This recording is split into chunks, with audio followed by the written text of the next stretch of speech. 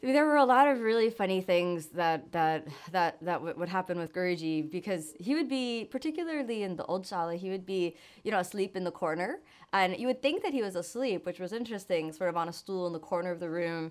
And then so you thought, well, right, Guruji's asleep, like I'll just go quickly, and if there was a posture that you wanted to, avoid his help, you thought, well, he's sleeping. And if you didn't do it properly, he would just pop up out of what looked like a slumber and point at you and yell at you and, tell you to do it again and run over and help you. And he'd be right there suddenly.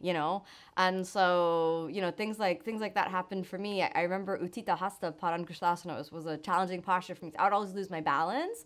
And so, Guruji actually went out of the room, and I thought, well, let me do this quite quickly because he's out of the room. And in he came charging and like reached his hand under my foot and smashed me, my head down into the knee. And I just thought, wow, he's, as soon as you think he's gone, he's there. There's no escape, right?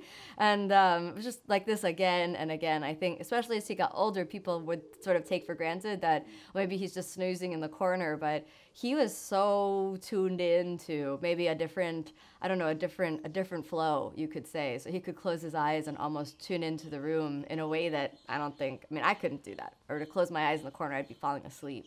So when the new shala opened, what was interesting was a lot of people sort of tried to dissuade me from going. So a lot of people who had been to the old shala and I had been there, they said, oh, it's not going to be good. There's too many people. Guruji's too old. And I'm really, really glad that I went because, I don't know, I think that for him, he was always really excited about the new shala. He was talking to me about it on my first trip when they were still building it, and saying, oh, we're building bigger space and, it'll be really good. And even though there were more students, he always was able to keep track of the whole room.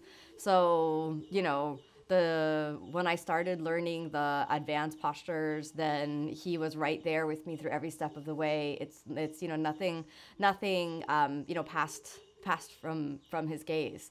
The other thing that I felt was really interesting about Guruji was that every time he would help me in my back bends, he would never take me to the exact same spot, but he would take me in an intuitive way to what was the deepest potential for that day.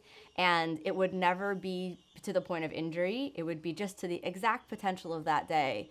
And he would never try to replicate one experience to another. It was completely present and completely in the moment.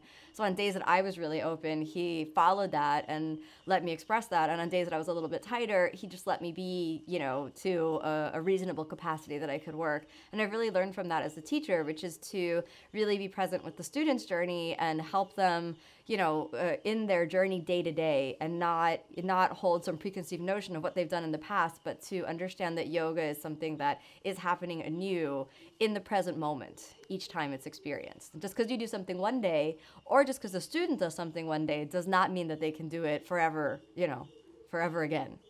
Yeah.